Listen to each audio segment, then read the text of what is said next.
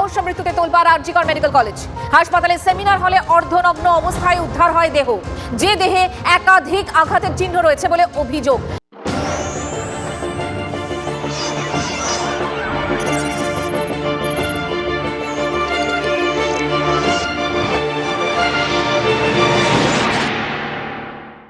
আজকে কোনো ইন্ট্রো না, আজকে কোনো রোস্টিং না, আজকে কোনো এন্টারটেইনিং নয়।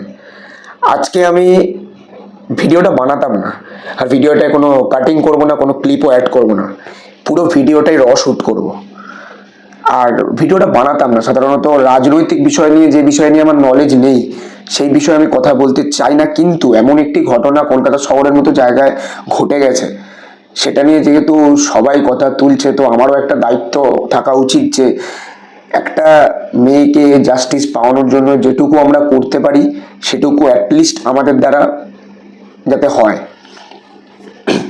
গাইজ, তোমরা বুঝতেই পারছো আমি এই মুহূর্তে কথা বলছি 9ই আগস্ট আরজিকর মেডিকেল কলেজে হওয়া মহিলা ডাক্তারের রক্তাক্ত দেহ নিয়ে যে ঘটনাটা এখন চাঞ্চল্যকর পরিস্থিতি ছড়িয়েছে কলকাতায়, সেটা নিয়ে কথা বলতে যাচ্ছি।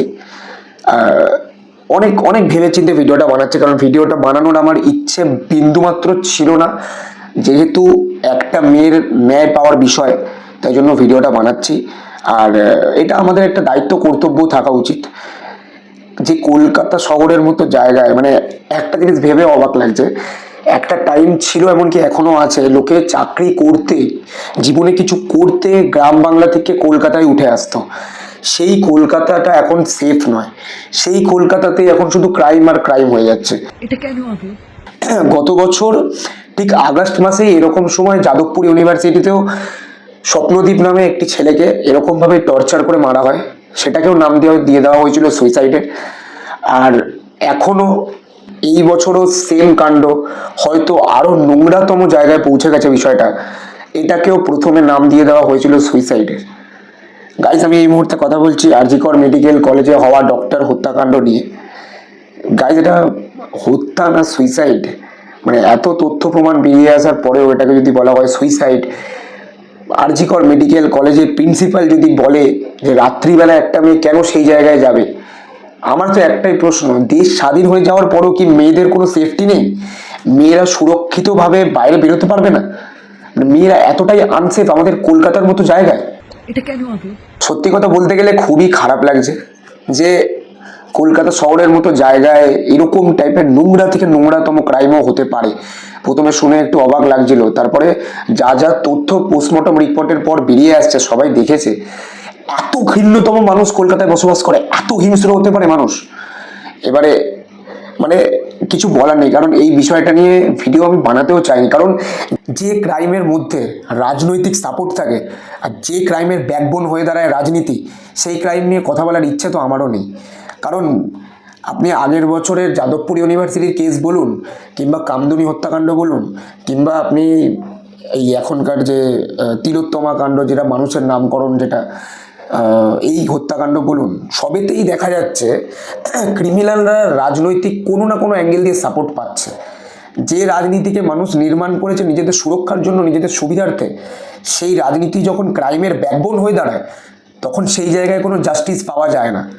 হয়তো আপনাদের এই জিনিসটা অনেকদিন আগে করা উচিত ছিল। এই উই ওয়ান্ট জাস্টিস আন্দোলনটা প্রত্যেকটা বাড়ির মহিলাকে, প্রত্যেকটা বাড়ির ছেলেমেয়েদের, প্রত্যেকটা বাড়ির পুরুষদের, প্রত্যেকটা বাড়ির লোকদেরকে অনেকদিন আগে করাটা উচিত ছিল, তাহলে হয়তো এই নোংরাতম অপরাধটা হতো না। এবারে সবথেকে বড় বিষয়, আজকেই আমি টিভিতে দেখলাম কেউ হয়তো রাজনৈতিক মঞ্চে দাঁড়িয়ে বলছে যে ইউটিউবাররা নাকি বিভিন্ন রকম ভুল রকম তথ্য সংগ্রহ করে বিভিন্ন এআই এর মাধ্যমে ভিডিও বানাচ্ছে। আমি এই মুহূর্তে যে ভিডিওটা বানাচ্ছি, ভিডিওটাতে একটাও ক্লিপ ইউজ করিনি। হয়তো ভুলবশত কয়েকটা হয়তো হতে পারে যে এই ক্লিপটা হয়তো একটুখানি, মানে আমি কথা বলতে বলতে হয়তো আটকে যাচ্ছে। একটা এত ঘৃণ্যতম অপরাধ নিয়ে কথা বলছি, তো একটু তো মুখ আটকাবেই না। এবারে তিনি বলতে চাইছেন এআই এর মাধ্যমে নাকি অনেক কিছু করে আমরা নাকি অনেক রকম তথ্য প্রমাণ, অনেক ভুলভাল খবর নাকি রটাচ্ছি। আপনাকে একটা কথা বলতে চাই, অ্যাটলিস্ট আমরা চেষ্টা তো করছি যাতে যে মেয়েটির সাথে এই কাণ্ডটা হয়েছে সেই মেয়েটি যাতে ন্যায় বিচারটা পায়। আমরা অ্যাটলিস্ট এই চেষ্টাটুকু তো করছি। অ্যাটলিস্ট আমরা এইটুকু তো বলছি না যে যাও গিয়ে 10 লক্ষ টাকা দিয়ে দাও, 10 লক্ষ টাকাতেই হয়ে যাবে, যাও গিয়ে যা টাকা লাগবে আমি দিয়ে দিচ্ছি। সব মেরুদণ্ডকে তো আর টাকা দিয়ে আপনি কিনতে পারবেন না। টাকা দিলেই কি সব কিছু হয়ে যায়? মানে আমি এটাই বলতে চাইছি যে 10 লক্ষ টাকা, ওই কিছুটা টাকা দিয়েই কি আপনি ওই মেয়েটির নারকীয় যন্ত্রণাটার মূল্য দিতে পারবেন? ওই মেয়েটি যে নারকীয় যন্ত্রণাটা সহ্য করেছে ওই দিন রাত্রিবেলা, আর যে কাজ মনে হচ্ছে এই কাজ তো 10 জন নয়, আরও 10-এরও অধিক লোকের হাত এই কাজের মধ্যে রয়েছে। সেই বিষয়টা নিয়েও আসছি। তো যেটা বলছিলাম যে ওই মেয়েটি যে নারকীয় যন্ত্রণাটা সহ্য করেছে সেটা কি আপনি 10 লক্ষ টাকায় শোধ করে দিতে পারবেন? ওই যে মেয়েটির দেহে 113টি কামড়ের দাগ ছিল, ওই 113টি কামড়ের যে যন্ত্রণা, ওটার মূল্য কি শুধুই 10 লক্ষ টাকা? শুধুই আমাদেরকে সান্ত্বনা দিলেই এই ঘটনাটার ন্যায় বিচার হয়ে যাবে? সব তো আপনি টাকা দিয়ে কিনতে পারবেন না। আর সাধারণ মানুষকেও একটা কথা বলি, আপনারা হয়তো উই ওয়ান্ট জাস্টিস এই আন্দোলনে এখন বেরিয়েছেন, কিন্তু আপনাদের এই আন্দোলনটা অনেকদিন আগে করা উচিত ছিল, নাহলে এই নোংরা ঘটনাটা কলকাতা শহরের মতো জায়গায় ঘটতো না। বলতেও খুব খারাপ লাগছে, মানে কতটা হিংস্র প্রজাতির প্রাণীরা আমাদের সমাজে এখনো বসবাস করে। মেয়েটিকে খুন করলো ঠিক আছে, এত নোংরা ভাবে। মেয়েটির দেহে কি না পাওয়া যায়নি, মেয়েটির কলার বোন ভেঙে দেওয়া হয়েছে, মেয়েটির পায়ের হাড় ভেঙে গেছে, মেয়েটির গায়ে 113টি কামড়ের দাগ, মেয়েটির যৌনাঙ্গে 150 গ্রাম সিমেন্ট পাওয়া গেছে। এবার বিভিন্ন তথ্যে আমরা এটাও দেখলাম যে একটা মানুষের নাকি, এটা আমি কোন একটা জায়গায় যেন বেশ পড়লাম, একটা আর্টিকেলে পড়লাম, একটা মানুষের নাকি অত্যাধিক যৌন সক্ষমতায় 10 থেকে 15 গ্রাম নাকি সিমেন্ট বেরোয়। এবারে আমার কাছে কথা হচ্ছে, আমি কোথাও একটা পড়লাম, জানি না এবার কোনটা ঠিক আমি জানি না, কিন্তু আমি যেটা পড়লাম সেটা হচ্ছে অত্যাধিক যৌন সক্ষমতায় নাকি একটি পূর্ণবয়স্ক মানুষের 5 থেকে 6 গ্রাম সিমেন্ট বেরোয়, সেখানে পাওয়া গেছে 150 গ্রাম। সেটা যদি ভাগ করা হয় তাহলে মিনিমাম 22 জনের উপস্থিতিতে সেই রাত্রে পাওয়া যাচ্ছে। আমার কাছে কোনো প্রুফ নেই, কিন্তু যেটুকু শুনছি এতে মানে এটা নিয়ে কথা বলারও আমার অতটা ইচ্ছে ছিল না। আপনারা যারা এগুলো দেখছেন, কিছু সেলিব্রিটিদেরও কাজ দেখতে পাচ্ছি যে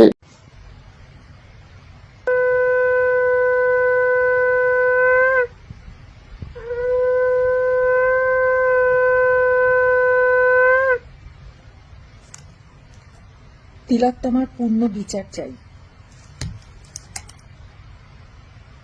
বলছি দিদি, শঙ্খটা না বাজিয়ে যদি সেদিনকে রাত্রিবেলা আপনি একটু বেরিয়ে আমাদের আন্দোলনে যোগদান করতেন, তাহলে হয়তো একটু মানে আমাদেরও মন থেকে একটু সান্ত্বনা পেতাম আমরা।